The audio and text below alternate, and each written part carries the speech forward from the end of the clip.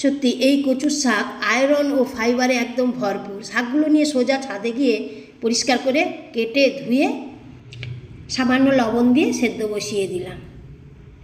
এদিকে আগে থেকে মাছে মাথাতে নুন মাখানো ছিল, তাতে হলুদ মিশিয়ে ভাজতে বসিয়ে দিলাম।